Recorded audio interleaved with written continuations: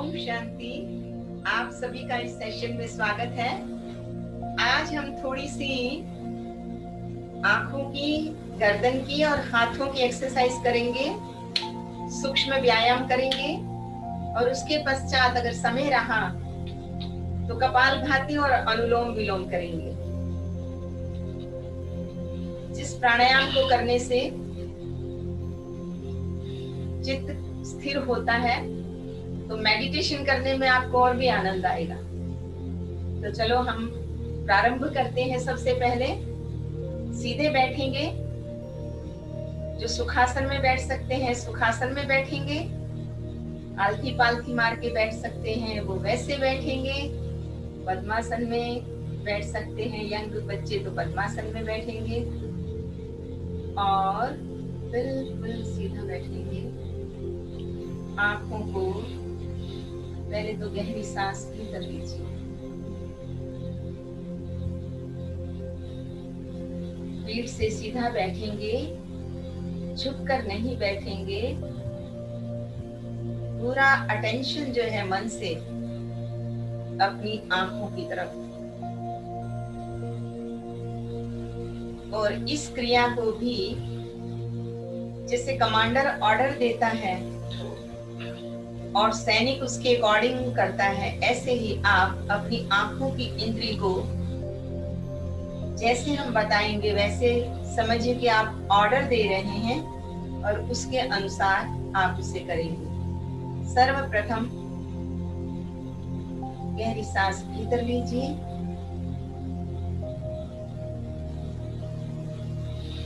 ऊपर देखिए,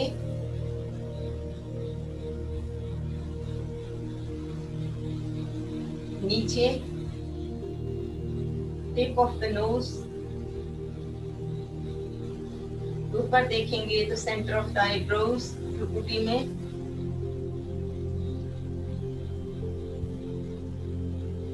down,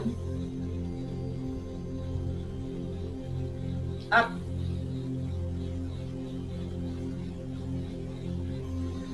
down, up, नीचे देखेंगे, ऊपर, भ्रू मध्य में जहाँ भ्रुकुटी में आत्मा निवास करती है, तिलक लगाते हैं वहां, नीचे। Stop it. अभी साइड टू साइड देखेंगे, लेफ्ट, सेंटर में आ जाइए, राइट, सेंटर में आ जाइए, लेफ्ट,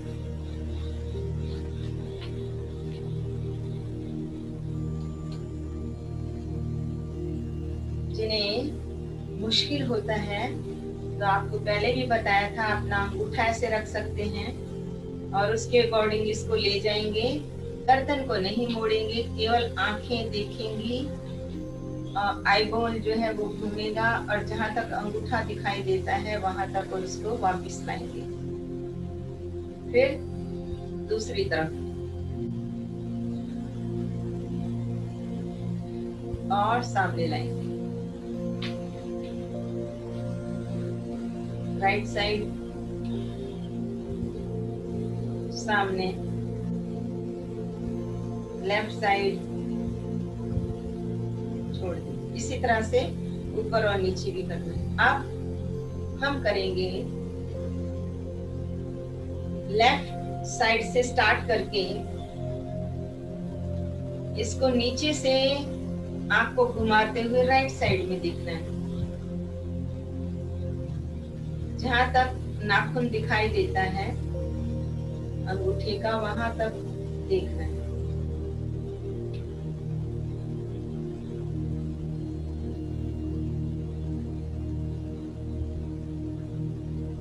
जो कर सकते हैं तो अपने आप अपनी आंखों को लेफ्ट साइड में ले जाएंगे, नीचे की तरफ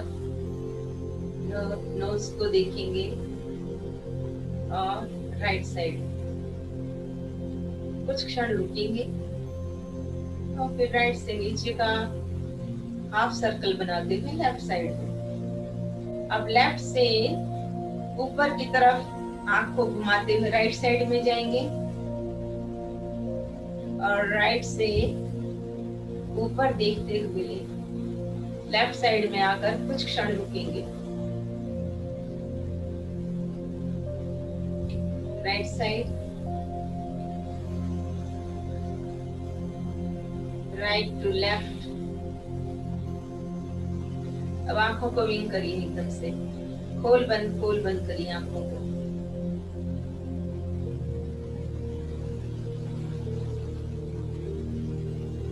जब भी आपकी आंखें थकती हैं या आप कहीं पर गेज करके फोकस करके देख रहे हैं, उसके पश्चात आप अपनी आंखों को जरूर खोल बंद कीजिए नेचुरल वे पे, जिससे इसके मसल्स जो है रिलैक्स होते हैं, आंखें थकती नहीं है। इसके पश्चात आप ऐसा कीजिए, लेफ्ट कॉर्नर में देखेंगे, लेफ्ट से राइट कॉर्नर ऊपर की तरफ, यहाँ नीचे की तरफ आप ऐसे रख सकते हैं, एक अंगूठा नीचे एक अंगूठा ऊपर, और ये साइड में देख रहे हैं हम, up down up down up. हम देख रहे हैं ऐसे आंख जो है वो देख रहे हैं। इसी तरह आप ऑपोजिट साइड कर लीजिए, देखेंगे आप लेफ्ट साइड में ऊपर, राइट साइड नीचे, ऊपर नीचे, ऊपर नीचे, राइट साइड छोड़ दीजिए। इसी प्रकार आपने अपने अंगूठे को पुनः यहाँ लाना है और इसको ऐसे गोल गोल घुमाना है। धीरे धीरे ये सर्कल बड़ा करते जाना है, पूरा गोल।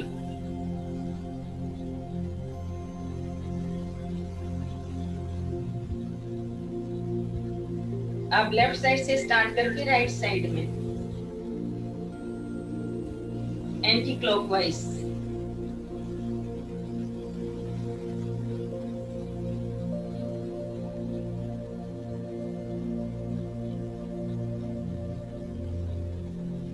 छोड़ दीजिए। इसके पश्चात आप आंखों से स्क्वायर बनाएंगे, चाहे अपना अंगूठा यहाँ रख लीजिए। आपने ऐसे स्क्वायर बनाना है, फिर नीचे ले गए, फिर राइट टू लेफ्ट ले गए, लेफ्ट से ऊपर की तरफ ले गए, ऊपर से फिर राइट साइड में ले गए, राइट से फिर नीचे आते हुए, ऐसे स्क्वायर बनाना है आपने। अपने आंखों से इस प्रकार देखना है। चलो स्टार्ट करते हैं। लेफ्ट साइड से आप अभी नीचे देख रहे हैं अंगूठे को, फिर धीरे धीरे ऊपर देखेंगे उसी एंगल में।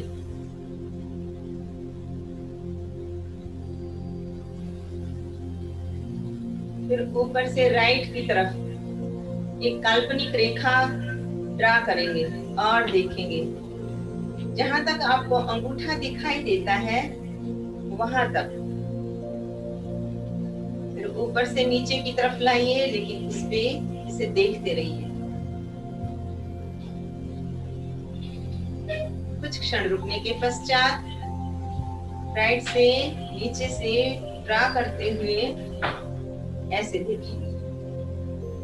तो ये हमने एक राउंड हमने पूरा स्क्वायर बनाया और उसी अनुसार हमने देखना शुरू किया। इस प्रकार इसे आप रिपीट भी कर सकते हैं। आप अपने घर पे अभ्यास कीजिएगा। फिर उसके पश्चात आंखों के ऊपर हाथ रखना है आपको। रब करिए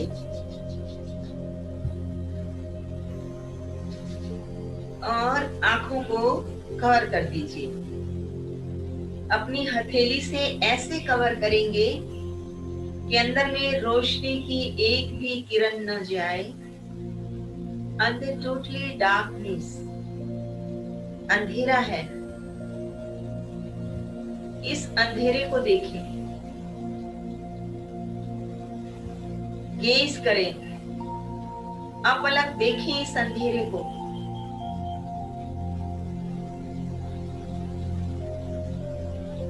यूं कहिए कि आंखों को और अधिक फाड़ के, जैसे इसको चीर के हम अंधेरे को देखना चाहते हैं कि कहीं प्रकाश की कोई किरण तो नजर आ जाए।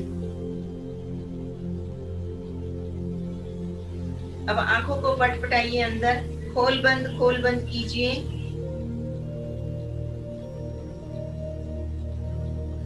अब जोर से बंद कीजिए आंख को और खोल दीजिए। पुनः जोर से बंद कीजिए और खोल दीजिए। अब इसी तरह से आंखें कवर हैं, लेकिन आपने हाथों से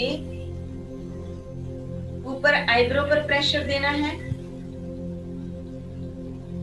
फिर साइड में प्रेशर देना है, फिर नीचे की तरफ और नोज साइड में, जैसे कि एक सर्कल पे हम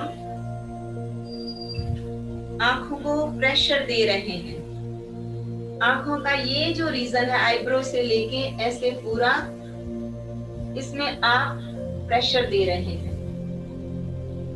पुनः कवर कीजिए, हाथों से प्रेशर देंगे। पहले आईब्रो ऊपर, फिर साइड में, टेम्पल साइड, यहाँ पर मतलब कान की तरफ साइड, नीचे गाल पे और नाक की तरफ छोड़ दीजिए। अब इसे अपने आप करेंगे। ऊपर प्रेशर दिया, साइड में दिया, नीचे दिया, फिर साइड में दिया। 2-3 बार कीजिए अपने आप।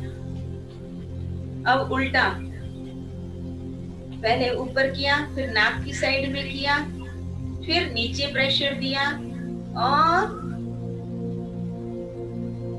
साइड में दिया,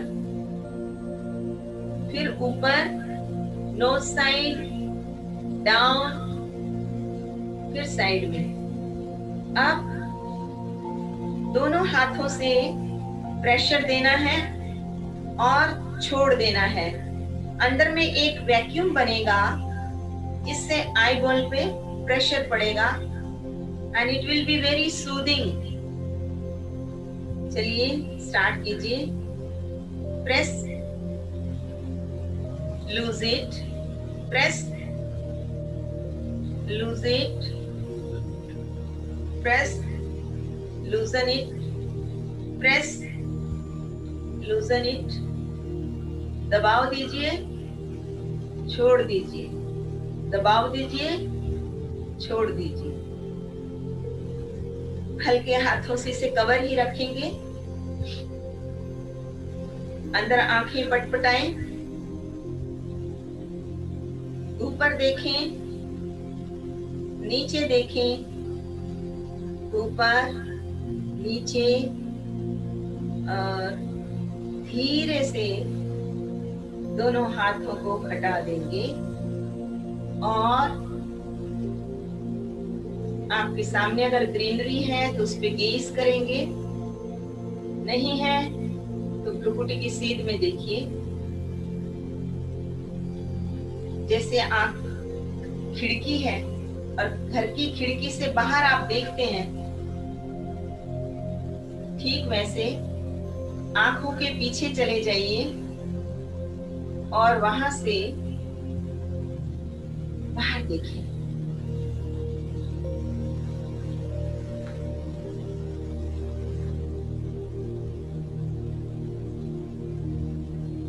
आंखें स्थिर रहेंगी।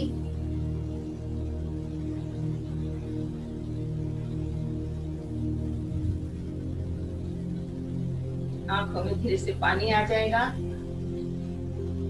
तो उसे ऐसे अंगूठे रखने हैं, अंगूठों से उसे साफ करना है, नीचे से ऐसे करके आंख को ऐसे साफ करना है।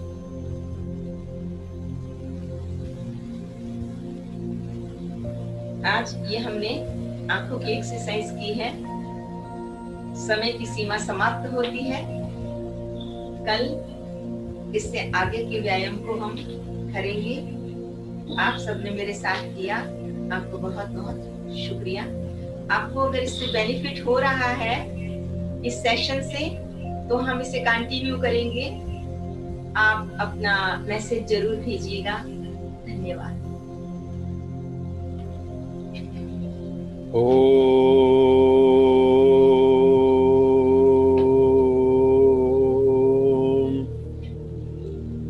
शांति।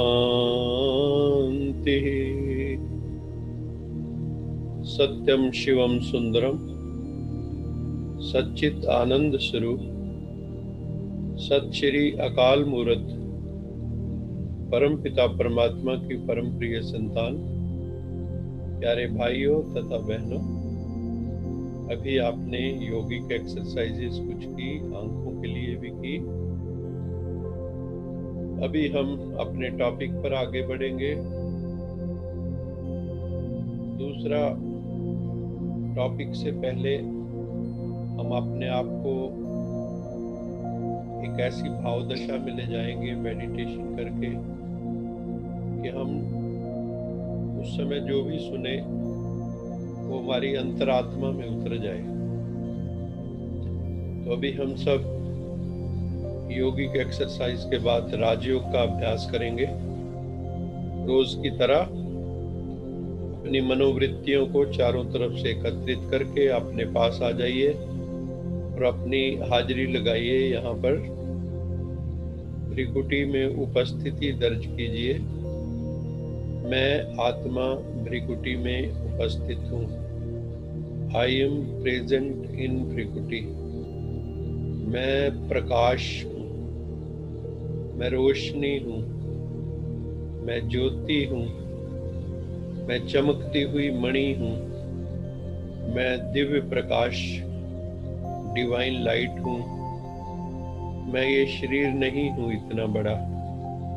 शरीर मेरा माध्यम है, माध्यम मीडियम ऑफ एक्सप्रेशन।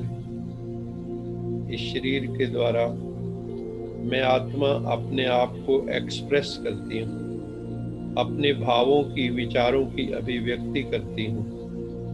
लेकिन मैं हूँ आत्मा। मैं अपने आप में लौट रही हूँ। मैं बहुत दूर चली गई थी, अभी वापस आ रही हूँ अपने पास आ जाइए भ्रिकुटी में। मैं एक चैतन्य आत्मा हूँ, मैं एक ज्योतिर्मय आत्मा हूँ, मैं शांत स्वरूप आत्मा हूँ। अपने आप को रिलैक्स कीजिए, सारे शरीर को हेड टू टो, नख से शिखा तक अपने आप को पूर्णतया रिलैक्स कीजिए। अपनी आंखों को, चेहरे को, बाजुओं को, चेस्ट को, स्टमक को, एब्डोमेन को, लेग्स को, फीट को, सब सारा शरीर ढीला छोड़ दो और लंबे गहरे सांस लो। जब श्वास भीतर हो, ब्रीदिंग इन हो, जब ब्रीद इन करें तो साथ में मन में ओम चले।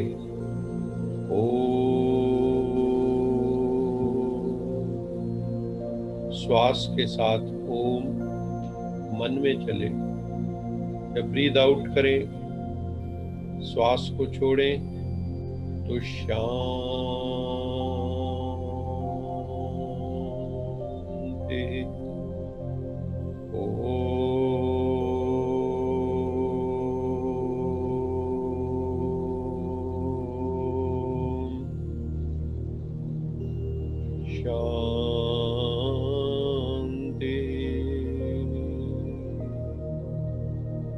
ओम शांति। श्वास के साथ चले। श्वासों की माला बना लो।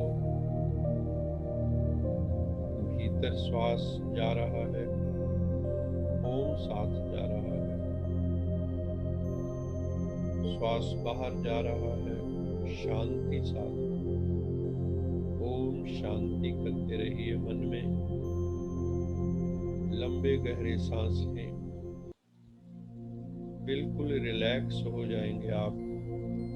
शरीर का भी ऑक्सीजनेशन हो जाएगा। मैं चैतन्य आत्मा हूँ।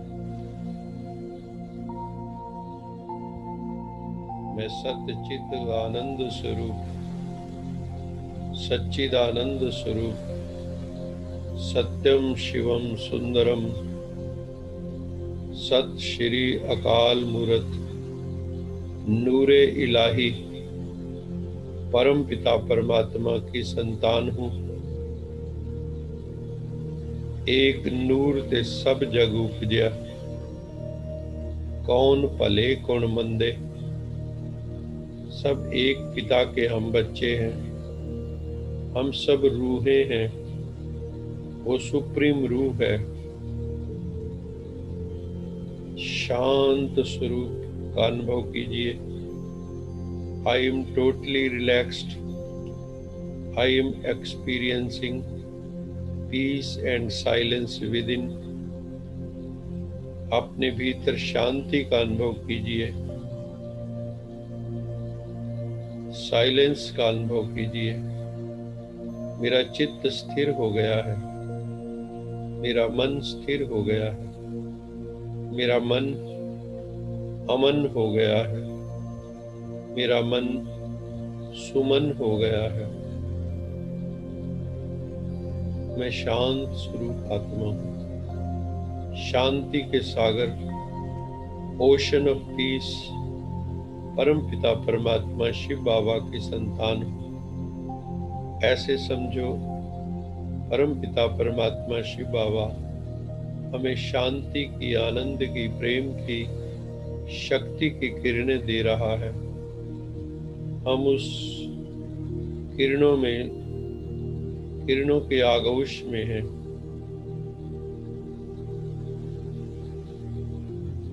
हमारे मन, बुद्धि, शरीर किरणों से भरे हैं।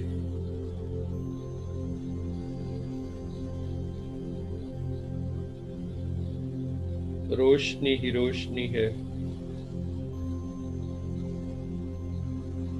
प्यार ही प्यार है। आनंद ही आनंद है। मस्ती ही मस्ती है। खुशी ही खुशी है। एक नशा है। मैं आत्मा आनंद का अनुभव कर रहा हूँ। सर्वशक्तिवान की उपस्थिति का अनुभव कर रहा हूँ। परम पिता परमात्मा की पवित्र वाइब्रेशंस हम सबको प्योरीफाई कर रही हैं। हम आत्माओं का पवित्रीकरण हो रहा है। हम आत्माओं का दिव्यीकरण हो रहा है। We are getting divinized, energized, spiritualized. मुझ आत्मा में शक्ति भर रही है। मेरी बैटरी चार्ज हो रही है। मैं आत्मा परम पिता परमात्मा से जुड़ा हूँ। हम सब के सिर के ऊपर परम पिता परमात्मा का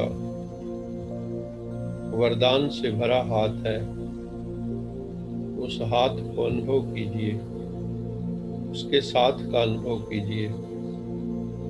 जब उसका हाथ और साथ हमें प्राप्त है तो हमें डरने की क्या बात है। हमें कोई भय नहीं, कोई फिक्र नहीं, कोई चिंता नहीं। बस आनंद ही आनंद, आनंद ही आनंद, खुशी ही खुशी। उस आनंद का अनुभव कीजिए। उस खुशी का अनुभव कीजिए, अतीन्द्रिय सुख का अनुभव कीजिए।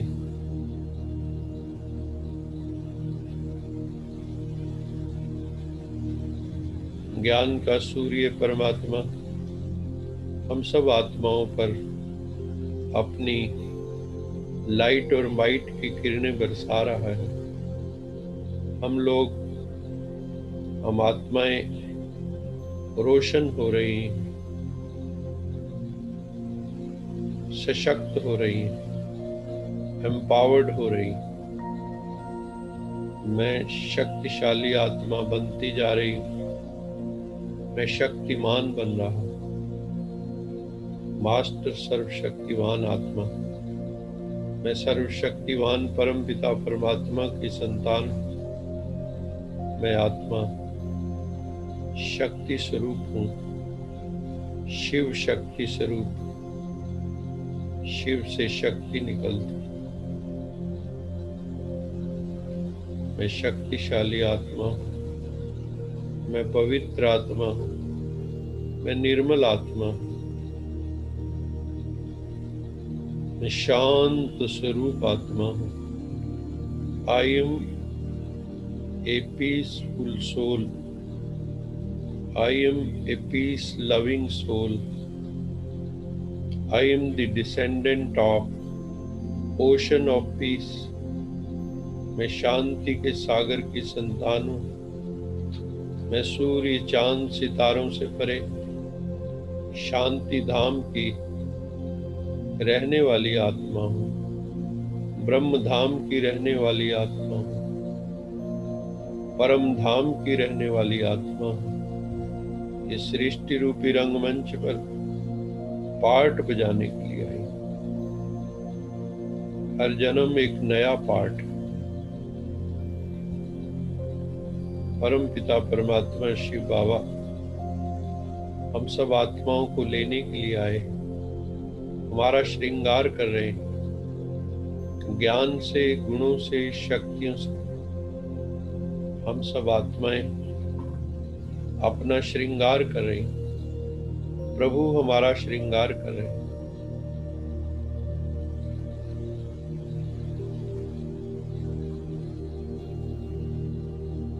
परम पिता परमात्मा प्यार का सागर है। हमें भी प्यार के सागर बनना है, मास्टर प्रेम के सागर।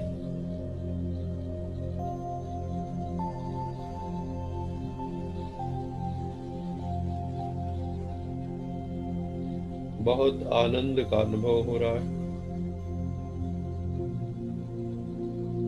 शांति का अनुभव हो रहा है।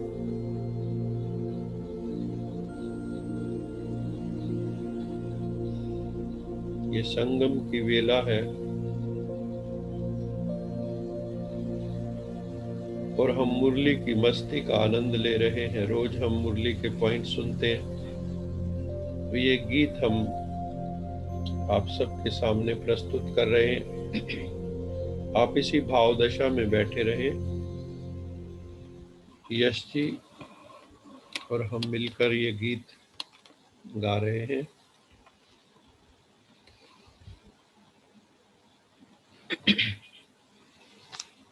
ये संगम की वेला, ये मुरली की मस्ती, हुए शिव पे फिदा।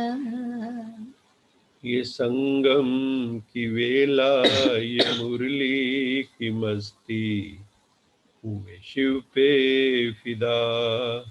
कहा आत्मा ने परमात्मा से न होंगे जुदा। ये संगम की वेला, ये मुरली की मस्ती, हुए शिव पे फिदा। ये क्या राज है इस रूहानी मिलन में, मगन हो गए हम नूरानी नयन में। ये मीठा, ये प्यारा, ये सबका सहारा, है आँखों का तारा ये दिलबर मेरा, ये संगम की वेला, ये मुरली की मस्ती, हुए शिव पे फिदा। परवानों की महफिल सजाई है तुमने, अलौकिक क्षमाएं जगाई है तुमने, ये बाबा हमारा दिलो जान से प्यारा बनाता हमें है ये नूरे जहां, ये संगम की वेला, ये मुरली की मस्ती, हुए शिव पे फिदा। ये चढ़ती कला की अनोखी चढ़ाई, ये अगम निगम की अनूठी पढ़ाई, ये कदमों मों में पद्मों की अनोखी कमाई, कराता हमें है वो सतगुर मेरा, ये संगम की वेला, ये मुरली की मस्ती, हुए शिव पे फिदा।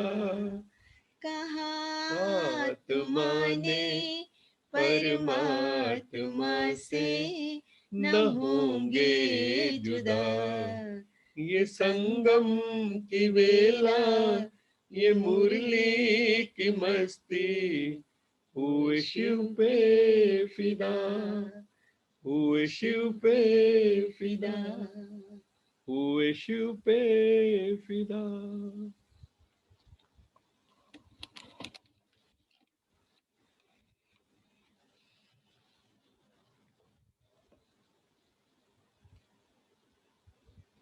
ओम शांति। ये संगम की वेला, ये मुरली की मस्ती, हुए शिव पे फिदा, ये गीत जब कोरोना की प्रथम लहर आई थी उस समय ये हम लोगों ने लिखा था। ये बहुत भाव, एक दिन सुबह जागे उस भाव के अंदर ये गीत लिखा गया, बहुत ही आनंद आया। अब भी जब ये गीत गाते हैं तो अंतरात्मा झंकृत हो जाती है। अभी हम अपने टॉपिक पर आ जाएंगे।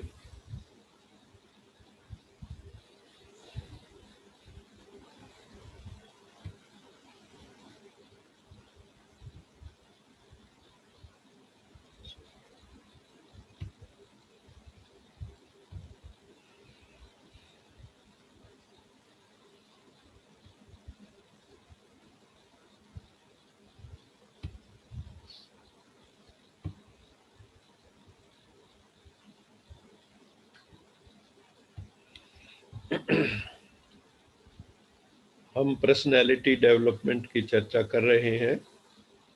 4-5 दिन हो गए हैं। हम उसी को आगे बढ़ाएंगे कि जो स्ट्रॉन्ग पर्सनैलिटीज होती हैं, जो एक तरह से लीडर्स होती हैं समाज के अंदर, अथवा जो विनर होते हैं, उनकी पर्सनैलिटी में क्या क्या इंग्रेडिएंट्स होते हैं, वो हम सब आपस में मिलके चर्चा कर रहे हैं कुछ दिनों से। आज हम आगे बढ़ रहे हैं। जो इस टाइप की पर्सनैलिटीज होती हैं वो अपना समय बर्बाद नहीं करते। कई लोग बहुत टाइम वेस्ट करते हैं। शेक्सपियर ने कहा था कि एक समय था मैं टाइम को वेस्ट किया करता था, और आज टाइम मुझे वेस्ट कर रहा है। टाइम जैसी कीमती कोई चीज नहीं है। Time is very precious. करोड़ों रुपए दे के भी आप एक सेकंड नहीं खरीद सकते। इसलिए हमें अपना समय बर्बाद नहीं करना चाहिए। गॉसिपिंग के अंदर कई लोग बैठ के गप मारते हैं, निंदा चुगली करते हैं, उसमें अपना समय व्यर्थ गवाते हैं। दूसरों की पर्सनैलिटी की चर्चा करते हैं, उसमें भी फॉल्ट फाइंडिंग करते हैं। तो इससे क्या होगा? या कई र्यूमर मॉन्गरिंग करते हैं, अफवाहें फैलाते हैं। इससे they are wasting their own time. ये जिंदगी समय से ही बनी है। अगर हम समय को वेस्ट करते रहेंगे और वर्तमान को वेस्ट करते रहेंगे तो हमारा पास्ट भी अच्छा नहीं होगा, हमारा फ्यूचर भी अच्छा नहीं होगा। क्योंकि past is history, future is mystery, present is a present from God. जो प्रेजेंट है वो गिफ्ट है परमात्मा से।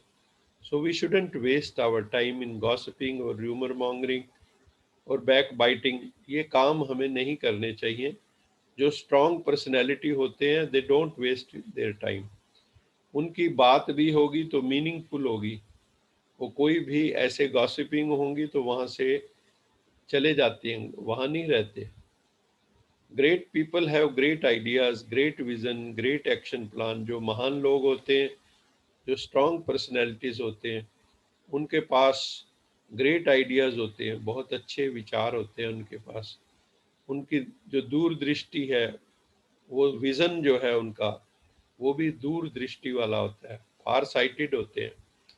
उनकी एक्शन प्लान माइन्यूटली वर्कआउट की होती हैं, बहुत सूक्ष्म से वो अपनी प्लान्स को वर्कआउट करते हैं और अपनी एनर्जीज को वो कंजर्व करते हैं। अपनी एनर्जी को, थॉट एनर्जी, इमोशनल एनर्जी को वेस्ट नहीं करते।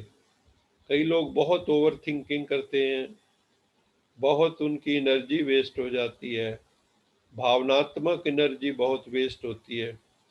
कई रोते रहते हैं हर वक्त, कोई डिप्रेशन में चले जाते हैं, कोई एंगर, कोई एंजाइटी। कितनी भावनाएं हैं उनमें, हम अपनी ऊर्जा का वेस्ट करते हैं ऊर्जा को। तो don't waste them, don't waste your thoughts, your emotions. यही तो है हमारी एनर्जी। इनको वेस्ट करेंगे, इनको कंजर्व करने की जरूरत है। पॉजिटिव साइड पे लगाएं, वही विचार करें जो पावरफुल हो, पॉजिटिव हो, प्योर हो। और हमारी जो अप्रोच है जिंदगी के प्रति, वो हमारा पहले लक्ष्य निर्धारण होना चाहिए। जैसे अर्जुन के पास लक्ष्य था कि मुझे मछली की आंख में तीर मारना है। अगर गोल ही नहीं होगा तो आप गोल करेंगे कहाँ? दो टीमें खेल रही हों क्रिकेट की, या इसकी फुटबॉल की, क्रिकेट की, हॉकी की, और उनके अंदर कोई गोल पोस्ट ना हो, तो वो कहाँ गोल करेंगे? तो गोल रखना जिंदगी में जरूरी है। लेकिन हमने देखा है कई बच्चों से भी हम पूछते हैं कि what is your goal in life, तो कईयों को क्लियरली डिफाइंड गोल नहीं होता है जिंदगी में।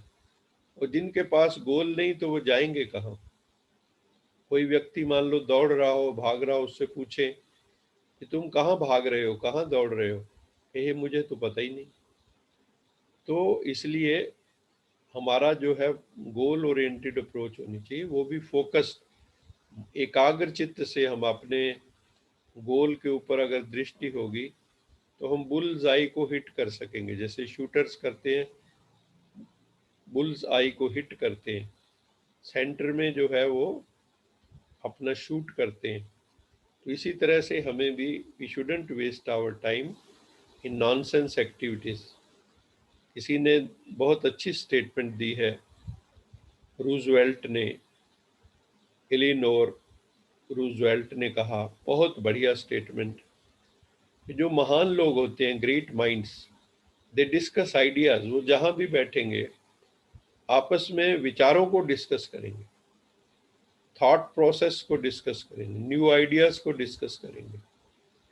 और जो एवरेज माइंड है, औसत जो मन है, वो घटनाओं को डिस्कस करते हैं कि देश में ये हो रहा है, विदेश में ये हो रहा है। और जो उससे भी नीचे स्मॉल माइंड्स हैं, पैटी माइंड्स हैं, दे डिस्कस पीपल। वो बैठ के लोगों का चिंतन करते हैं, फलाने ने ये किया, और वो भी नेगेटिव चिंतन। चलो अच्छे का चिंतन करे तो भी है, लेकिन ऐसा नहीं होता है। हम लोग भी अपना अपने भीतर झांक के देखेंगे, हम सारा दिन क्या हम आइडियाज डिस्कस करते हैं, क्या हम घटनाओं को डिस्कस करते हैं, अथवा क्या हम लोगों को डिस्कस करते हैं। तो इसलिए जो अगर स्ट्रॉन्ग पर्सनैलिटी बनना है, अगर लीडर बनना है, अगर आपको विनर बनना है, तो आपको आइडियाज डिस्कस करने चाहिए, आप स्ट्रांग माइंड बनिए, ग्रेट माइंड बनिए। और दूसरा, जो भी लीडर्स होते हैं, जो भी स्ट्रांग पर्सनैलिटी के लोग होते हैं, उनको लोगों को हैंडल करना आता है। ये एक बहुत बड़ी कला है, लोगों को हैंडल करना। क्योंकि कई लोग जब हैंडलिंग नहीं कर पाते, मान लो कोई बॉस है, वो अपने स्टाफ को ही हैंडल नहीं कर पाता, तो he will be a big failure, और वो संस्थान के लिए भी अच्छा नहीं। तो इसलिए अगर हम हैंडल करना चाहते हैं लोगों को, तो क्या करना होगा? पहली चीज है, don't criticise and condemn people. लोगों की आलोचना मत कीजिए, फॉल्ट फाइंडिंग मत कीजिए, हर वक्त उनको बुला के डांट फटकार मत करते रहिए, और उनको लो स्टीम में मत लेके जाइए। किसी ने थोड़ा भी अच्छा काम किया है तो पैट हिज बैक, उसकी कमर पे शाबाशी दो, तो उसके अंदर और उमंग उल्लास आएगा। नहीं तो क्या होगा, अगर आपने लोगों की क्रिटिसिज्म शुरू की, कंडमनेशन शुरू की, तो लोग आपसे दूर भागेंगे। सब देखते हुए जहां आप जाओगे तो लोग कन्नी काट जाएंगे। तो इसलिए हमें आर्ट ऑफ हैंडलिंग पीपल सीखना होगा, क्रिटिसिज्म कंडमनेशन से बचना होगा। और दूसरा, जो ऐसी पर्सनैलिटीज होती हैं, दे avoid complaining about people and situation. तो वो कभी भी, हम लोग क्या करते हैं कि जब कोई काम हो जाता है तो क्रेडिट खुद लेना चाहते हैं, नहीं तो हम ब्लेम गेम खेलते हैं हमेशा। हम कंप्लेनिंग एटीट्यूड होता है हमारा, हर एक के प्रति कंप्लेनिंग, लोगों के प्रति, सिचुएशन के प्रति। अगर मान लो आप किसी काम में सक्सेसफुल नहीं हुए, तो आप कभी किसी का दोष निकाल दोगे, कभी किसी का दोष, कभी हालातों का, कभी व्यक्तियों का, कि उसके कारण ऐसा हुआ, मेरे हालात ऐसे थे। तो ऐसे करने से कभी हम सक्सेसफुल नहीं होंगे। Only weak personalities play blame games. Blame game, एक दूसरे के ऊपर दोषारोपण वृत्ति जो है, ये, इससे हमें बचना होगा। अगर स्ट्रांग पर्सनैलिटी, हमें अपने को ही देखना होगा कि कहीं मेरे से कोई कमी तो नहीं रह गई। वैसे किसी ने कहा, किसी महापुरुष ने, कि एक साधारण व्यक्ति में और एक आध्यात्मिक वर्ग व्यक्ति में क्या अंतर होता है, एक संसारी में और एक आध्यात्मिक व्यक्ति में क्या अंतर है। जो संसारी व्यक्ति है, वो हर, उसके जीवन में जो दुख है, उसके लिए दूसरों को रिस्पॉन्सिबल ठहराता है, दूसरों को ब्लेम करता है हमेशा। और जो आध्यात्मिक व्यक्ति है, इन ट्रूएस्ट सेंस, वो कभी दूसरों को ब्लेम नहीं करेगा। वो कहेगा, I am responsible for it, मुझे अपने को सुधारना है, शायद मेरे में ही कोई कमी है। तो अगर हम आध्यात्मिक हैं, जो भी आज मेरे साथ हो रहा है, ये मेरे कारण है, किसी और के कारण नहीं है। जिस दिन हम ये समझ लेंगे, तो हमारी सेल्फ इम्प्रूवमेंट और तेज हो जाएगी। तो ब्लेम गेम हम छोड़ें। Blaming lowers down performance. मान लो आपने अपने स्टाफ को ब्लेम कर दिया, तो it will lower down your performance. आपकी परफॉर्मेंस को ये लोअर कर देगा, कम कर देगा आपकी परफॉर्मेंस को, या जिसको आप कह रहे हैं उसकी परफॉर्मेंस भी लोअर डाउन हो जाएगी। एंड डिग्निटी, आप उसको जो है, उसकी डिग्निटी भी कम होगी, उसका लो स्टीम में वो चला जाएगा। तो हमें ये काम नहीं करने हैं। और सबसे बड़ी चीज क्या करनी है, appreciation brings out the best. जो एप्रिसिएशन है, वो बेस्ट, जो आपका स्टाफ है, जो आपका वर्कर है, जो आपका कुलीग है, यदि आप उसकी प्रशंसा करेंगे, या फैमिली मेंबर्स हैं, पति पत्नी की अगर प्रशंसा करता है, पत्नी पति की करता है, बच्चों की करते हैं, और जेन्युइन एप्रिसिएशन करते हैं एक दूसरे की, ट्रूएस्ट सेंस में, तो एप्रिसिएशन करने से उसके अंदर जो उसका पोटेंशियल है वो एक्सप्रेस होगा, उसके अंदर जो छिपा हुआ बेस्ट है वो प्रकट होगा। A person who feels appreciated will always do more than what is expected.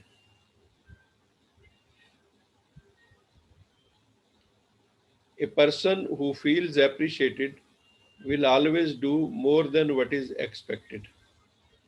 तो जो एप्रिसिएशन मिलेगी तो एक्सपेक्टेशन से ज़्यादा व्यक्ति करता है, तो इसलिए हमें एप्रिसिएशन करनी चाहिए।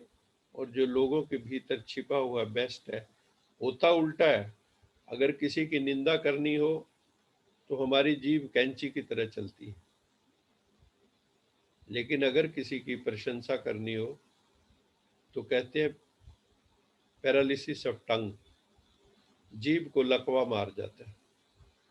तो हमें, जैसे निंदा चुगली में हम बहुत तेज हैं, इसी प्रकार हम किसी की प्रशंसा करने में भी लेविश प्रशंसा करें, जेन्युइन प्रशंसा करें, और उसमें हमारी जीभ को लकवा ना हो, खूब दिल से करें एप्रिसिएशन।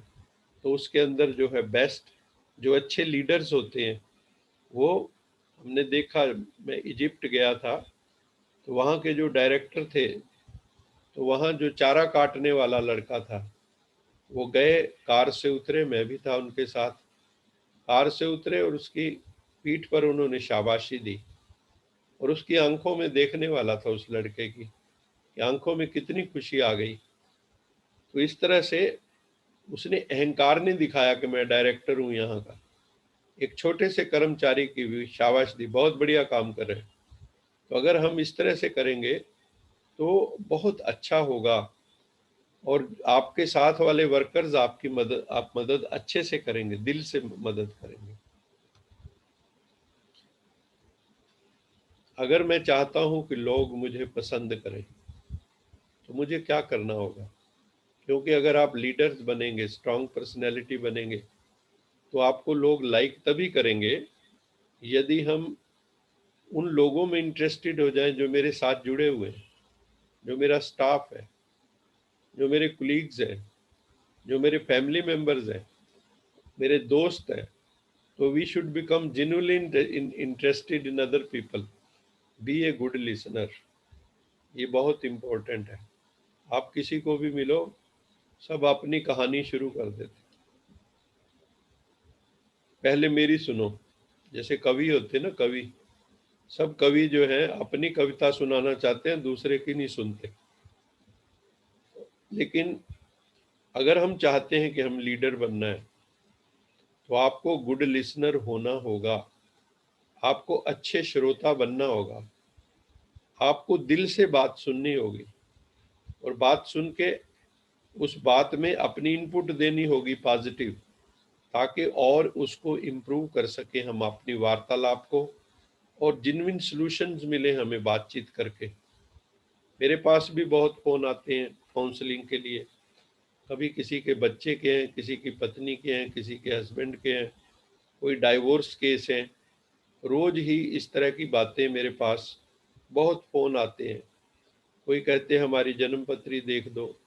तो इस तरह की बातें रोज़ ही बहुत होती हैं। तो अगर मैं गुड लिसनर नहीं होऊंगा, अगर मैं किसी की बात ध्यान से नहीं सुनूंगा, तो I can not give solution to those problems, क्योंकि प्रॉब्लम में ही सॉल्यूशन छिपा है। अगर आपने किसी की प्रॉब्लम ही ध्यान से नहीं सुनी, तो आप समाधान नहीं दे सकते।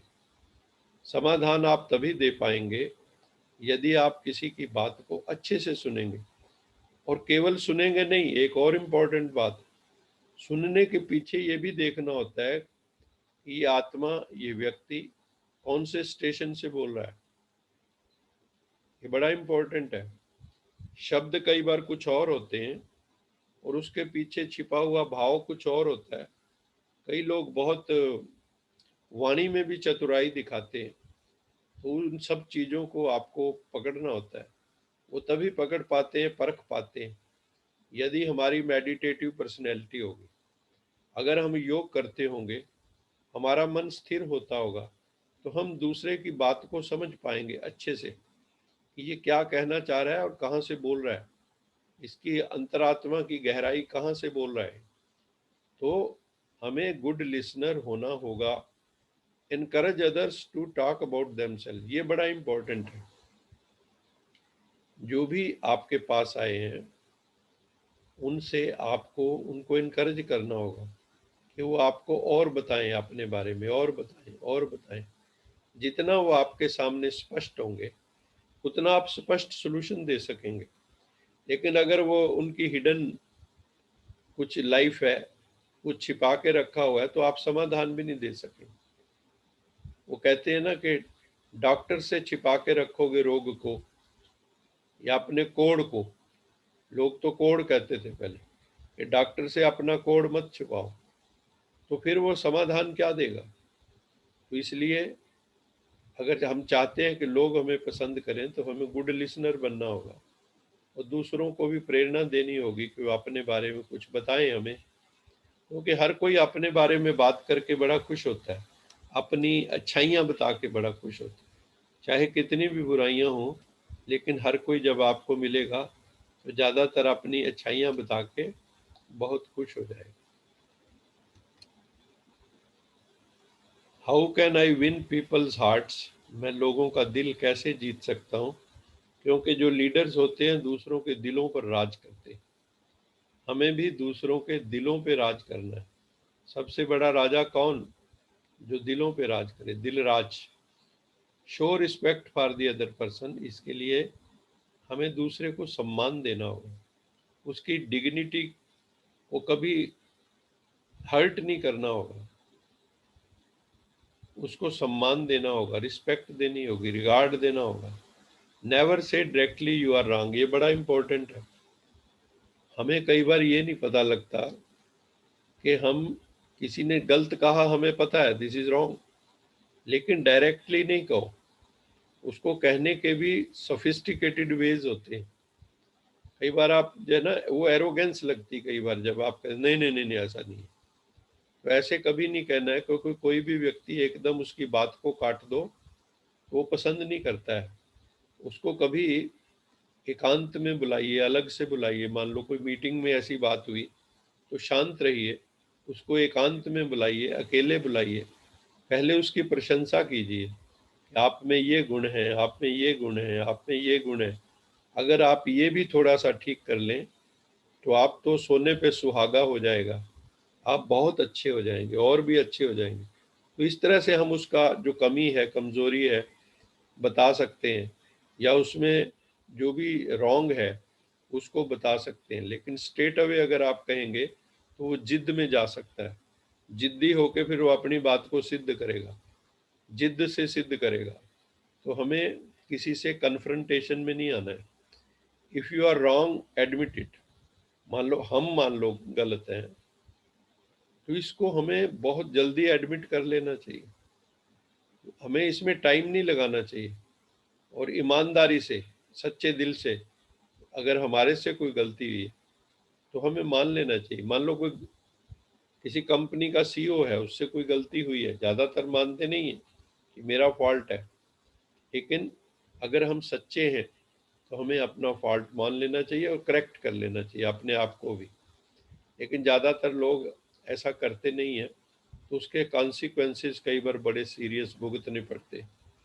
Begin in a friendly way, किसी से भी मिलते हो तो आज चेहरे पे स्माइल हो, है ना। आप मान लो ट्रेन में बैठे हो, आप किसी से जो चेहरे पे स्माइल होगी आपकी, आप मुस्कुरा रहे होंगे, तो कितना अच्छा लगेगा। वो आपको बात करना चाहेगा। कोई भी आपसे बात करना कब पसंद करता है?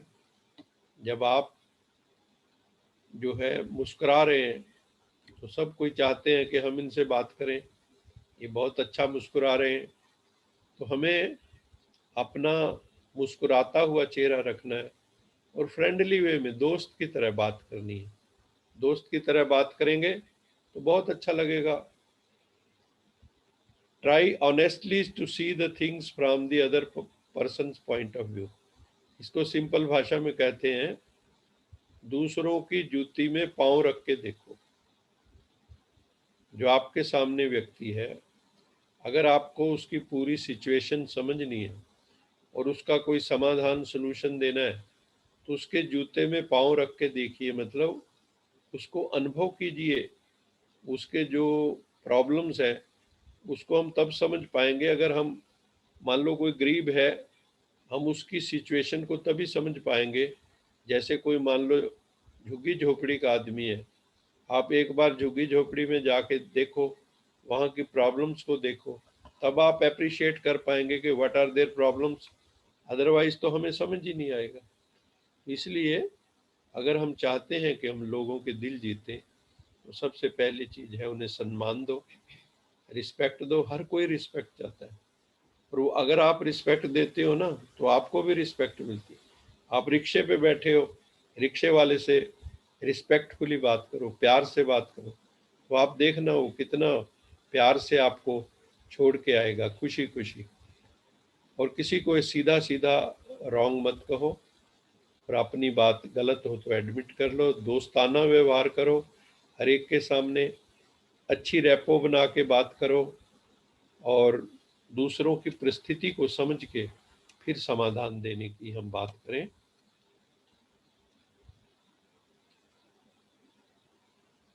Bring positive changes in the attitude and behaviour of colleagues. जो आपके कोलीग्स हैं या आपका स्टाफ है, मान लो आप किसी इंस्टीट्यूट के डायरेक्टर हैं या बॉस हैं, तो आपके नीचे जो स्टाफ है, आप चाहते हो कि इनमें पॉजिटिव चेंजेस आए, जो उस वर्क के लिए ज़रूरी हैं, उनका पॉजिटिव एटीट्यूड हो, पॉजिटिव बिहेवियर हो। तो हमें क्या करना होगा, क्योंकि वी आर ए लीडर और हम ऑर्गेनाइजेशनल गोल के लिए काम कर रहे हैं। हम चाहते हैं जिस संस्थान में हम हैं वो संस्थान और आगे जाए, क्योंकि हर संस्थान ये चाहता है मैं प्रोग्रेस करूं। प्रोग्रेस होगी संस्थान की तो आपकी भी प्रोग्रेस होगी, और आपकी प्रोग्रेस होगी तो संस्थान की प्रोग्रेस होगी। तो हमें ये एटीट्यूड रखना होगा। इसके लिए क्या करना है, explain clearly why positive change in attitude and behaviour is required. सबसे पहली चीज है, जो आपका स्टाफ है उसको पूरी जो है अपने गोल्स, अपना विजन और अपनी वर्क प्लान सारी उनको बताइए कि हम अगर ये करते हैं तो ये लाभ होगा, ये करते हैं तो ये लाभ होगा। तो सारों को एक तरह से इंस्पायर कीजिए, मोटिवेट कीजिए। तो उससे क्या होगा, उनमें एटीट्यूडनल चेंज आएगी। इवन जो लोग रेजिस्ट करते हैं चेंज को, वो भी आपके साथ हो जाएंगे, लेकिन हर चीज को स्पष्ट करना होगा। दूसरा है begin with praise and honest appreciation. ये हमने पहले भी कहा है कि उसकी प्रशंसा कीजिए, एप्रिशिएट कीजिए, अगर हम चाहते हैं कि उसके भीतर से बेस्ट निकाला जाए। फिर सीधे से मिस्टेक्स की बात ना करें, वो इनडायरेक्टली करें। Talk about your own mistakes, ये हमने पहले भी बात की है। Ask question instead of giving direct orders. किसी को भी सीधे ऑर्डर नहीं देने, do like this, do like this, नहीं।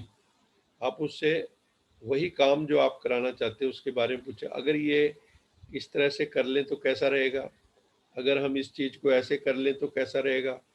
तो अगर हम इस तरह का एटीट्यूड लेके चलेंगे और उसकी इनपुट लेंगे, उसकी ओपिनियन लेंगे और सबको उसमें शामिल करेंगे हम। कई बार हम क्या करते हैं, खुद डिसीजन ले लेते हैं। तो हम लोग मिलजुल के टीम स्पिरिट में अगर डिसीजन लेंगे तो वो सारे ये समझेंगे we are party to it. Otherwise कहेंगे ये तो इनका डिसीजन है, कई आपके दोष निकालेंगे उसमें। तो आज समय हो गया है। अभी हम मुरली के पॉइंट्स करेंगे, उसके बाद जो है शायद ये हम कल 100% उम्मीद है ये पूरा हो जाएगा। आज की मुरली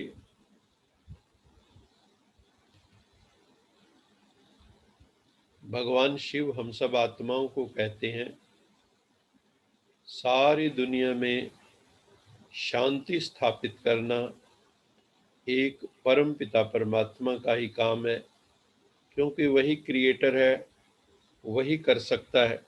कोई व्यक्ति, कोई संत, कोई महात्मा ये काम नहीं कर सकता कि सारे विश्व में शांति की स्थापना हो।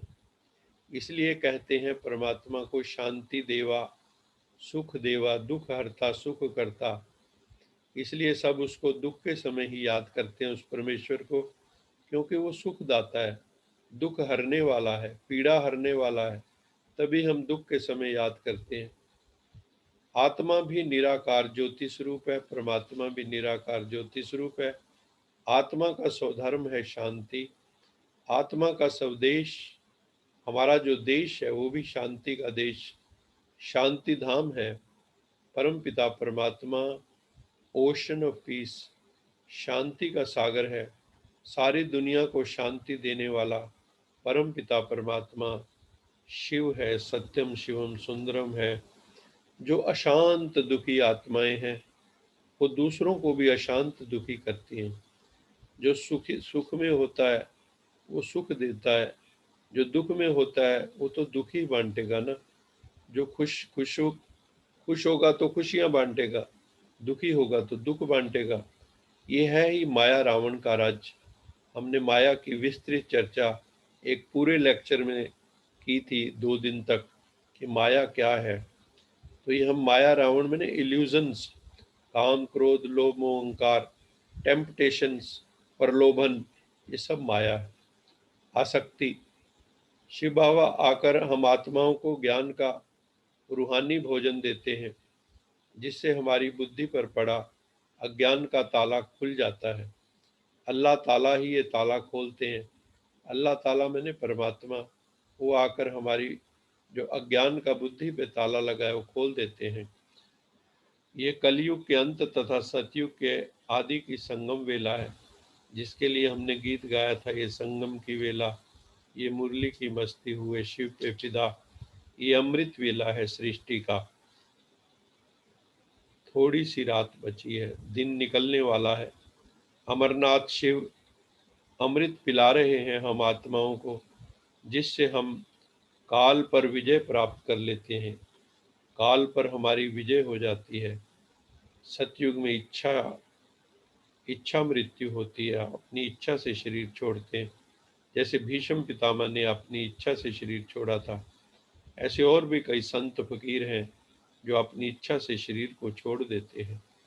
परमपिता परमात्मा ही आकर ब्रह्मा द्वारा सभी वेदों शास्त्रों का सार बताते हैं। आप कभी भी देखो, ब्रह्मा जी के चित्र में उनके हाथों में वेद शास्त्र होते हैं, तो वो इस बात का सूचक है कि परम पिता परमात्मा उनके द्वारा ही आकर सारे वेद शास्त्रों का जो सारांश वो हम आत्माओं को बताते हैं। वो सारांश क्या है? वो सारांश है, पवित्र बनो, योगी बनो, घर गृहस्थ में कमल फूल की तरह रहो, कीचड़ में भी कमल की तरह रहो, और हर पल मुझे याद करो। देह सहित देह के सब संबंधों को भूल अपने को आत्मा समझ बहुत दिल से प्यार से मुझे याद करो, तो मैं तुम्हें गारंटी करता हूँ, मैं तुम्हें सब पापों से मुक्त कर दूंगा। ये परमपिता परमात्मा का हमारे साथ वायदा है। श्रीमद् भगवत गीता में भी है, सर्वधर्मान् परित्यज माम एकम शरणम व्रज अहम त्वासर पापेभ्यो मोक्षयिष्यामि मा शुचा। तू मेरी शरण में आ जा, मैं तुझे सब पापों से मुक्त कर दूंगा। समर्पण कर दे तू। तथा आदि सनातन देवी देवता धर्म की परमात्मा स्थापना करते हैं। आज हम देवी देवता नहीं रहे, हमारी दिव्यता पवित्रता समाप्त हो गई। अब हम पतित आत्माएं बन गए हैं, पाप आत्माएं बन गए। एक ही ग्रंथ में श्रीमद् एवं भगवानुवाच, वो कौन सा ग्रंथ है? श्रीमद् भगवत गीता। वो है श्रीमद् भगवत गीता।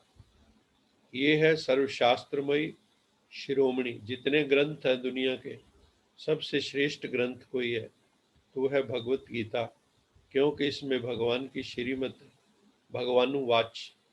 पहले हम महात्माओं धर्मात्माओं से ज्ञान सुनते थे, अभी हम डायरेक्ट परम पिता परमात्मा से सुन रहे। शिव बाबा है अशरीरी, शिव बाबा का अपना शरीर नहीं है।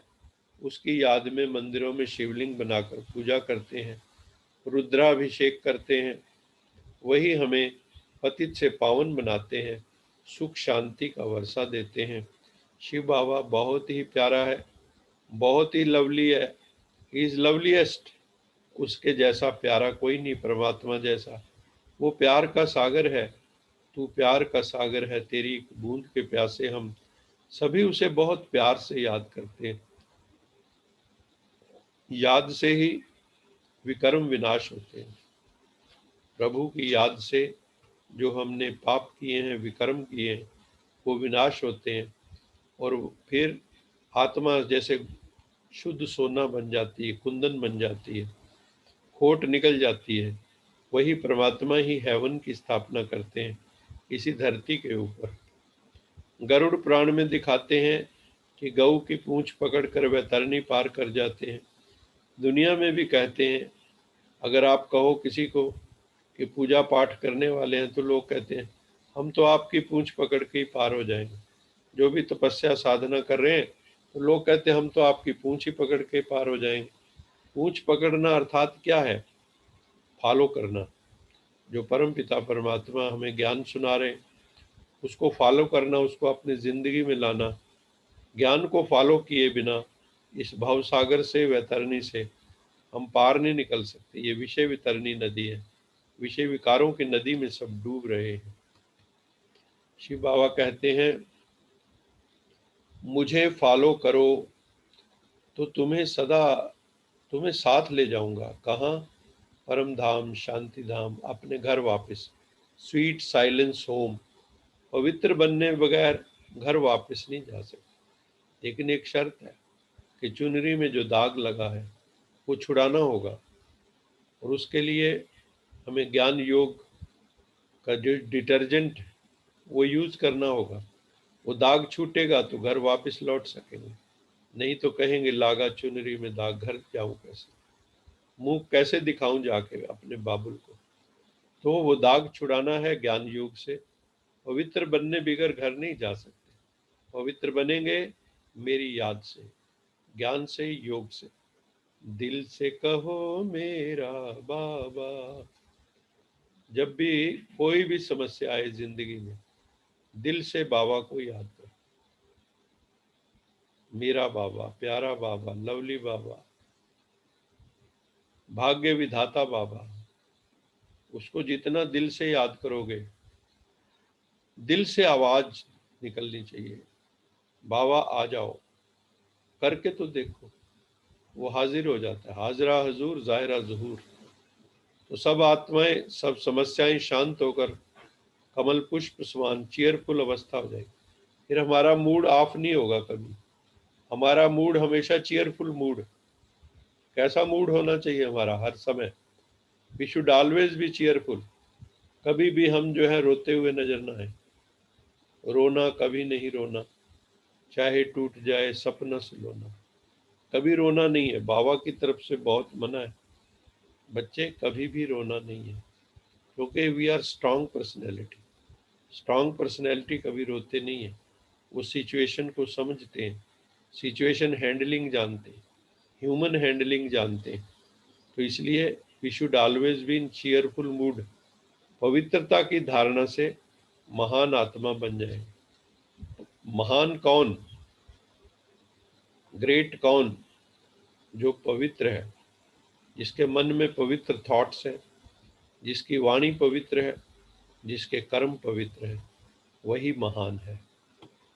अच्छा, आप सबका बहुत बहुत धन्यवाद। ओम शांति।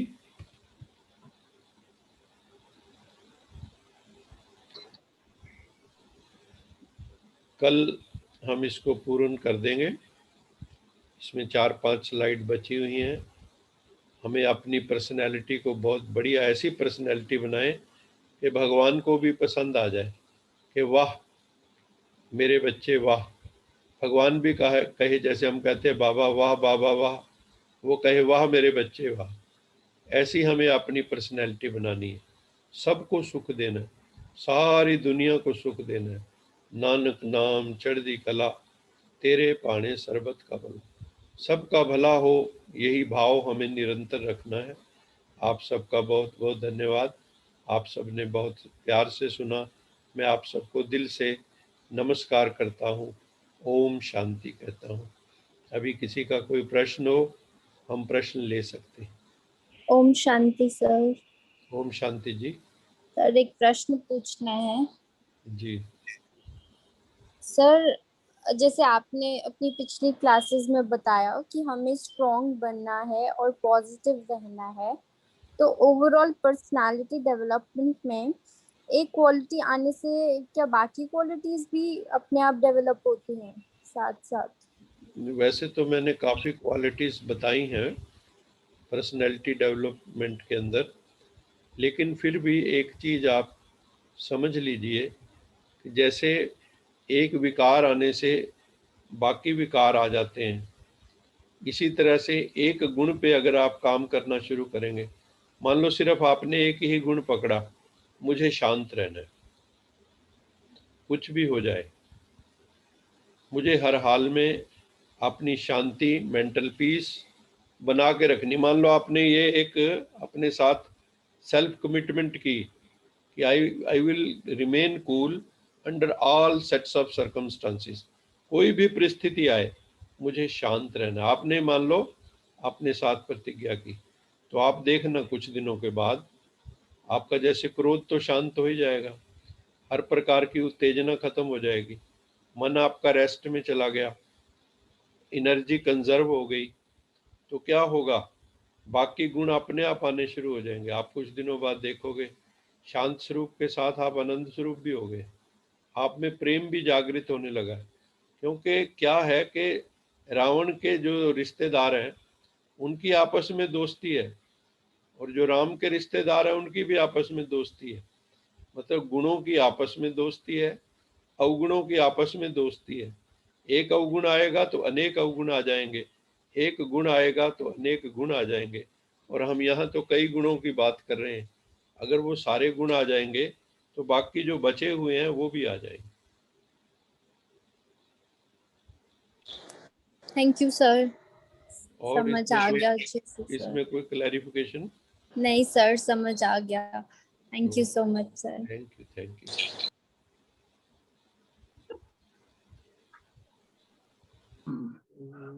हेलो, हाँ जी, नमस्कार जी। हाँ, नमस्कार ओम सर। शांति। हाँ जी, शांति डॉक्टर नमस्कार। शांति। हाँ, बस ठीक है। हाँ जी, ऐसा मैंने आपने खैर कई बार जिक्र किया है, ये दुख और सुख इंसान के साथ आते ही हैं। सुख तो बंदा कई बार देखता है कि भाई मैंने अच्छा काम किया, मेहनत की और मुझे सुख मिल रहा है। कई बार दुख आ जाता है, अचानक आ जाता है, यंग एज में भी आ जाता है। फिर लोग कहते हैं ये पिछले जन्म का है। हाँ जी, पिछले जन्म से कैसे रिलेटेड है, जब पता ही नहीं है पिछले जन्म में वो क्या था, आदमी था, जानवर था, ये क्या था, ये तो कुछ पता ही नहीं। और ना ही कोई साइंस बता रही है कि भाई हाँ ये बंदा ये था पिछले जन्म में। तो ये किसे को रिलेट करते हैं? ऐसा है डॉक्टर साहब, इसमें दो बातें हैं आपकी जो बताई है। इसमें एक तो ये है कि जो भी हमारा रिमेनिंग होता है, मान लो मैंने आज आपसे 10 लाख रुपया लोन लिया, आपने दोस्त बन के दे दिया कि आपके पास कुछ समय बाद मुझे लौटा देना, आप अपना काम कर लीजिए। मैंने आपसे लोन लिया और मेरी डेथ हो गई, तो वो मैं आपको वापस नहीं कर पाया। तो ऐसा नहीं है कि वो खत्म हो गया हिसाब किताब, वो हिसाब किताब मुझे अगले जन्म में आपके पास आके चुकाना होगा, किसी न किसी रूप में, किसी न किसी तरह से।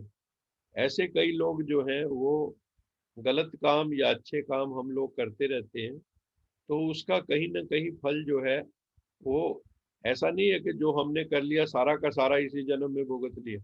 आपने देखा होगा कई बच्चे पैदा होते ही मर जाते हैं, कई यही बच्चे तो बात पेट है। में ही मर जाते हैं, कई बच्चे जो है वो 10 साल के होके चले जाते हैं, कोई 20 साल के होके चले जाते हैं, कोई पैदा होते ही बीमार होते हैं। उसमें वहाँ राजस्थान की एक कहानी आई थी कि एक बार दो लोग जो है व्यापार करने गए थे, तो वहाँ व्यापार करते जब अच्छा पैसा कमाया उन्होंने व्यापार में, तो जब लौट रहे थे तो एक के मन में आया कि अगर ये जो है इसकी डेथ हो जाए, इसी तरह इसको मैं मार दूं, तो ये भी पैसा मेरे को मिल जाएगा। उसने क्या किया कि एक जगह रुके थे, तो वहां से शहर से वो खाना लाया, ये कहानी सत्य कहानी है।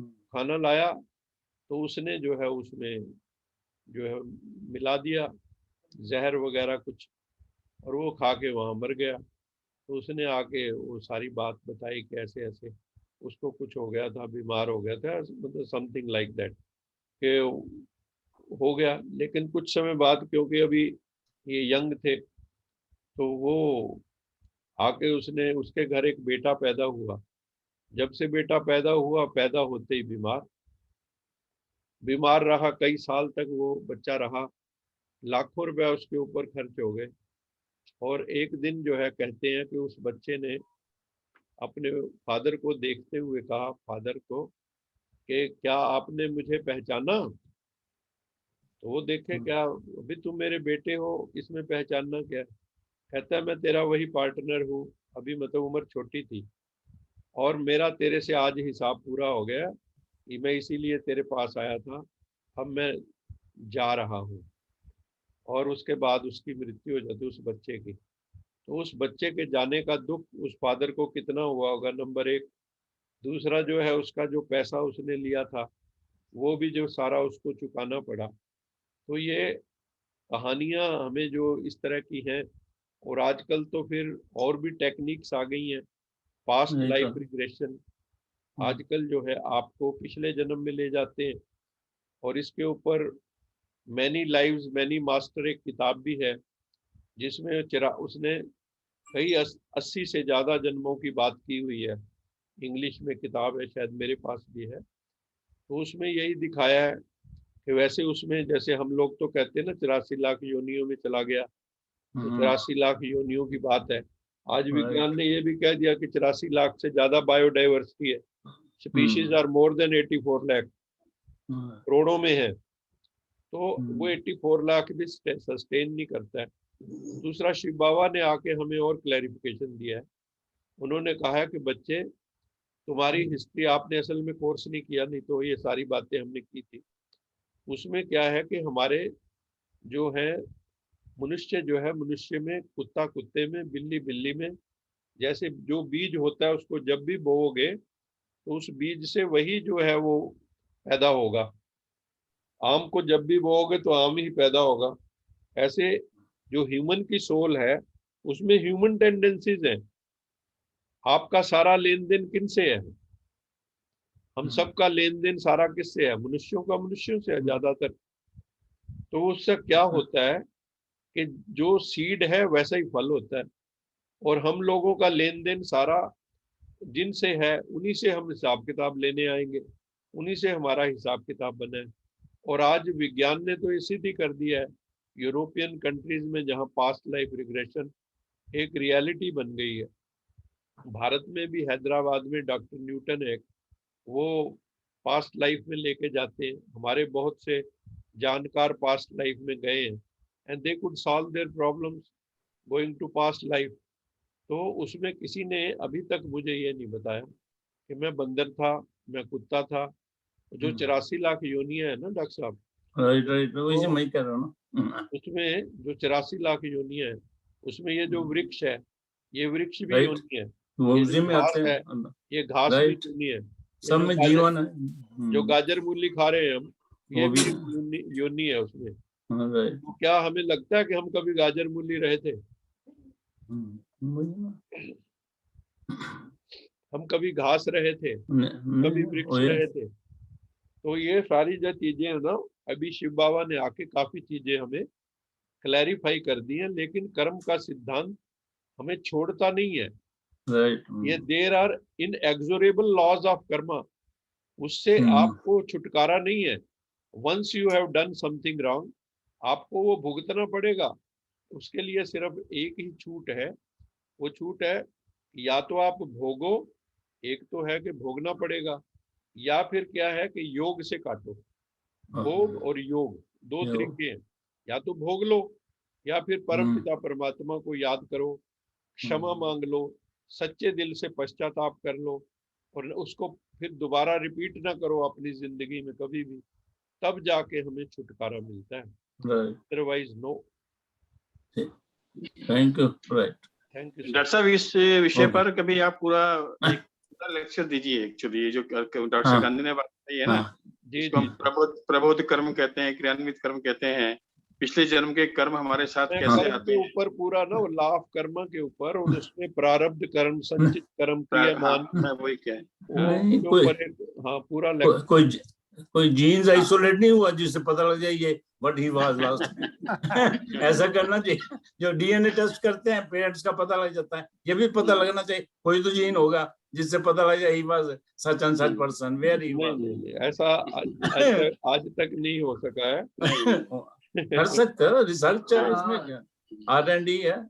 तो डॉक्टर तार सिंह, मैं इसलिए कह रहा था कि एक जो मैंने पिछली बार भी प्रश्न उठाया था वो भाग्य वाला, वो भाग्य भी यही चीज तो है।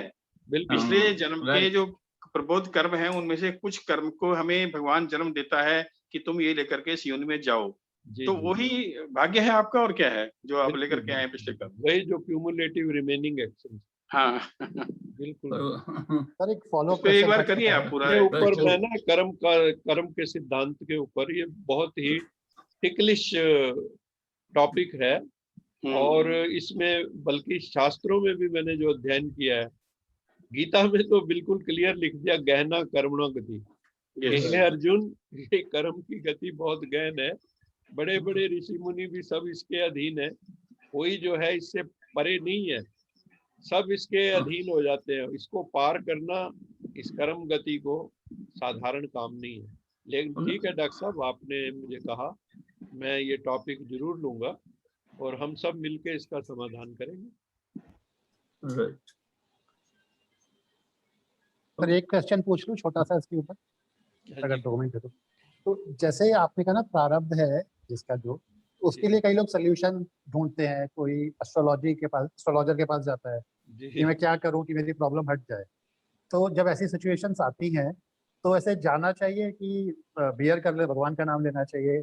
देखो ऐसा है, उसमें 2 तरह के उपाय होते हैं, क्योंकि मैं खुद करता हूँ ये काम जी। तो मैं ये सोल्यूशन तो दे ही सकता हूँ। या तो हम 2 बातें बताते हैं, या तो प्रभु का नाम ही है, या दान करवाते हैं, दान पुण्य। तो उसमें क्या होता है कि जैसे आपके ऊपर बुरा समय आया है, मैं जो सोच पाया हूं कि वो ये है कि आपको मैंने कहा कि गाय को हरा चारा डालना है, तो गाय का कल्याण हो गया। कुत्ते को रोटी डालनी है, पक्षियों को आपने बाजरा डालना है या समथिंग एल्स, जो भी रोटी डालनी है। तो इससे क्या होगा, एक तो आपका माइंड डाइवर्ट होगा, आपको अपनी प्रॉब्लम थोड़ी देर के लिए भूलेगी, और दूसरा मन में एक आश्वासन है कि मेरा कुछ ना कुछ भला होगा। तो आपकी स्टेट ऑफ माइंड जो है वो थोड़ी ऊंची चली गई, कॉन्शियसनेस लेवल, ये सब करते हुए पुण्य का कर्म आपका लेवल ऊंचा हो गया, तो आपको वो ही समस्या बियर करने की शक्ति ज्यादा आ जाती है। मतलब आपको फीलिंग कम होती है। अदरवाइज क्या है, अगर मान लो आप ना कोई पूजा पाठ करते हैं ना कुछ करते हैं, हम क्यों भगवान की तरफ लगते हैं? ताकि हमारा लेवल ऑफ कॉन्शियसनेस, उन चीजों को फेस करने की शक्ति हमारे भीतर जागृत हो जाए। और ये होता है, ये अनुभव की बात है। तो हम लोग जब ये पूजा पाठ करवाते हैं या प्रभु का नाम, या कई लोग हवन यज्ञ करवाएंगे, कोई मंत्र जप करवाएंगे, कोई महामृत्युंजय का जप कराएंगे, तो इससे क्या होता है कि एक तो माहौल ठीक होता है, दूसरा आपने जो भी ये कर्म किए, कुत्ते के, बिल्ली के, या आपने गौओं को दिया, तो इससे आपके पुण्य कर्म तो बन ही रहे हैं ना। भी किसी भी आत्मा को आप सुख दें किसी भी तरह से, तो आपका पुण्य कर्म तो बनता ही है ना। आप किसी को मुस्कुराहट ही दे दें, कोई रो रहा है और आप मुस्कुरा के भेज दें उसको, ये छोटी बात है? बिल्कुल, बहुत बड़ी बात। बट जैसे मेडिसिन में होता है कि इंसान होता है ना, मेडिसिन खा ली तो उसे लगता है मैं ठीक हो जाऊंगा, तो कुछ टर्म भी बोलते हैं, मुझे याद नहीं आ रहा उस मेडिसिन को। तो आप वो वाला एक पार्ट आप कह रहे हैं, एंड सेकंड कह रहे हैं कि पॉजिटिव कर्म तो बढ़ेंगे ही। हाँ जी, हाँ जी, है ना। तो दोनों चीजें हम लोग आपसे ये नहीं हम कह सकते, मतलब फाइनल हम ये नहीं कह सकते कि ये करने से आपका टोटली खत्म हो जाएगा, लेकिन इतनी गारंटी है कि जब ये सब करते हैं और आस्था से करते हैं, विश्वास से करते हैं, तो आपके मन का ना भाव अपने आप ही ऊंचा हो जाता है। सबसे बड़ी चीज है faith. Faith can move the mountains, और फेथ हीलिंग होती है जब आप इवन ये जितने past life regression, pranic healing, reiki, ये सारे हिप्नोटिज्म जब ये सब करते हो तो जिसके ऊपर हम हिप्नोटिज्म करते हैं उसको पहले उससे पूछा जाता है कि क्या आप मुझे परमिट करते हो, क्योंकि हमने उसके सबकॉन्शियस में एंटर करना है। अगर वो कहता है यस आई परमिट यू, आप मेरे साथ जो आप करेंगे मैं आपकी इंस्ट्रक्शंस फॉलो करूंगा, then and then we can hypnotise. Otherwise आप हिप्नोटाइज किसी को कर नहीं सकते जब तक वो भीतर से एग्री नहीं है।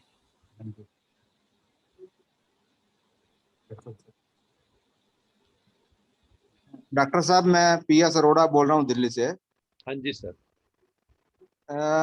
मेरे को ये है कि ये दुख सुख जब सोल जो है इस शरीर द्वारा भोगती है, जी दुख भी और सुख भी, हाँ जी सर। तो जब सोल ने ही भोगना है तो एक समान स्थिति क्यों नहीं रहती है? जब सुख आ जाता है तब तो हम लोग, हमारी कॉन्शियस बहुत ऊपर नजर आती है जी, और जब दुख आ जाता है तब हमारी कॉन्शियस बिल्कुल नीचे नजर आती है। जब सारा काम सोल ने ही करना है इस शरीर द्वारा जी, तो हमारी स्थिति एक समान क्यों नहीं रहती है? फिर ऐसी कौन सी की है जिससे हम एक समान रहें दोनों सिचुएशंस में? बहुत प्यारा प्रश्न है। इसका हल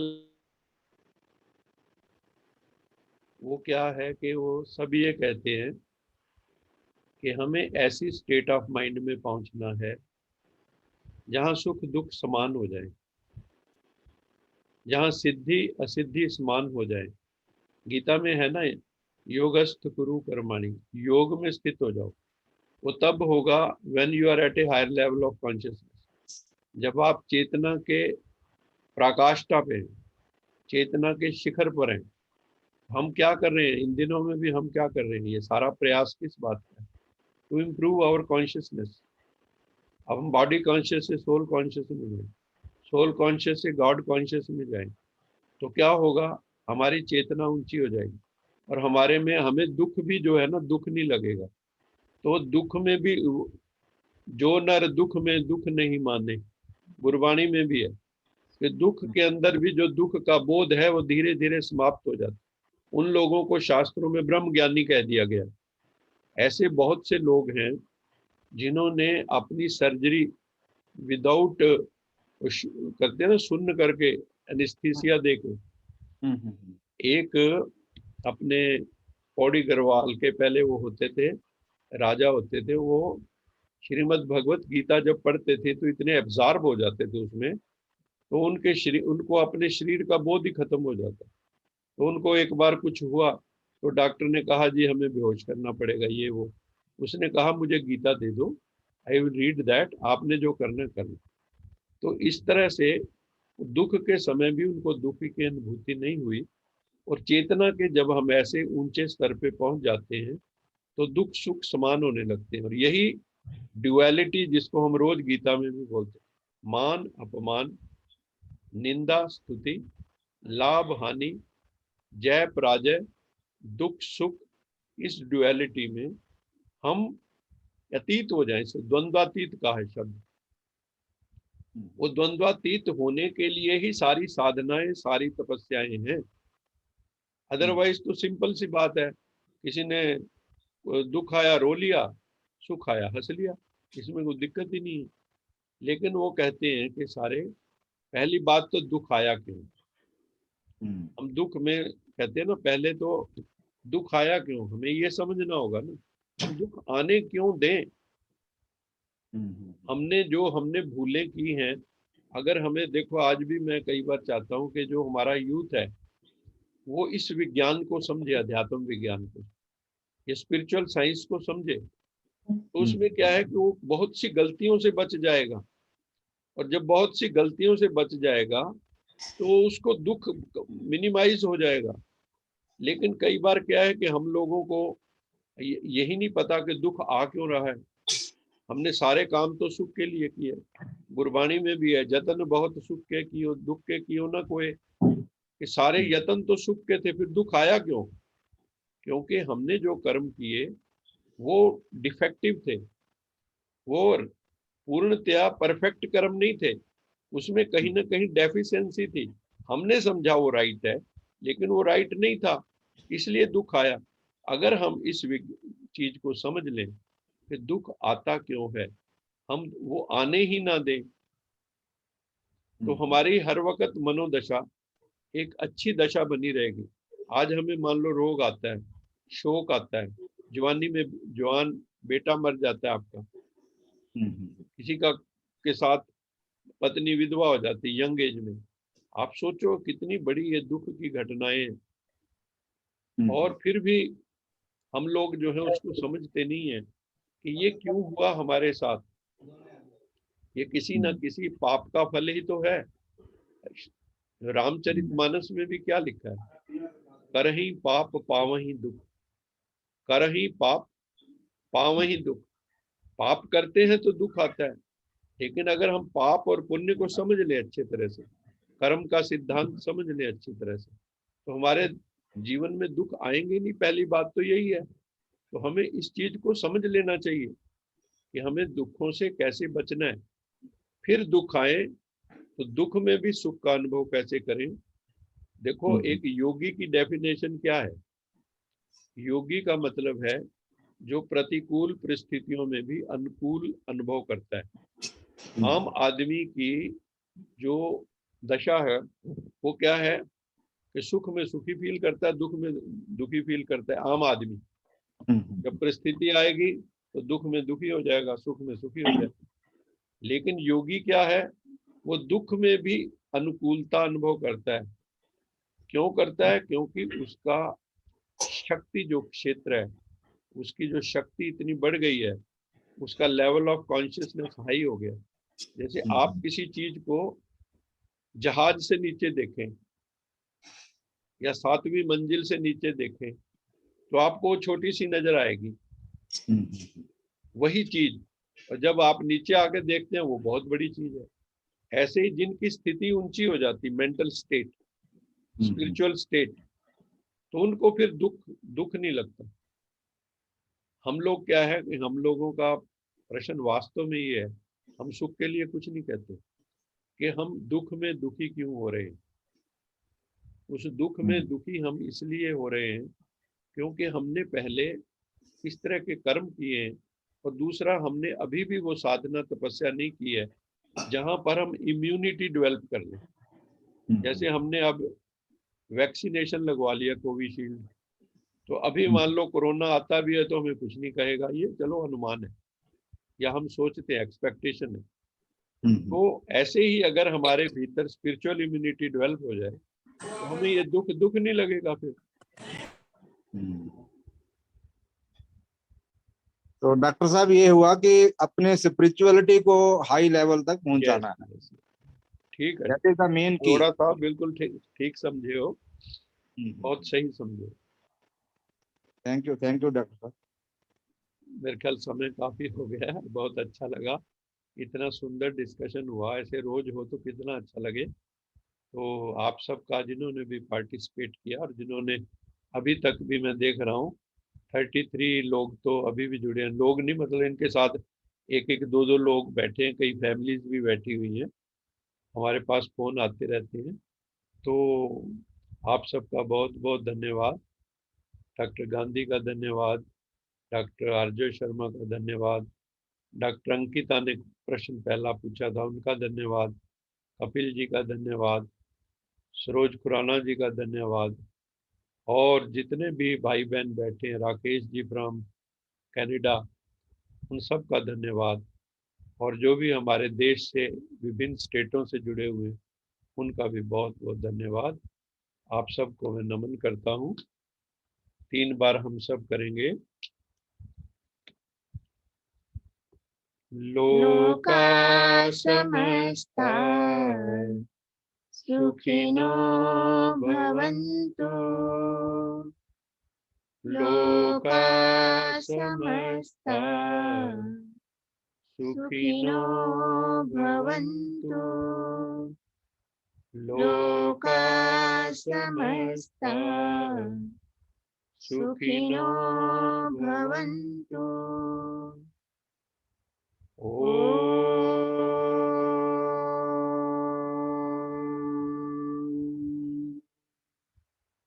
शांति।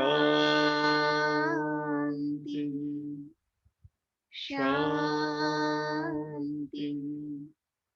शांति। आप सबका बहुत बहुत धन्यवाद। आप सब आध्यात्म की ऊंचाइयों को छुएं इन शुभ भावनाओं के साथ। बहुत बहुत साधुवाद। ओम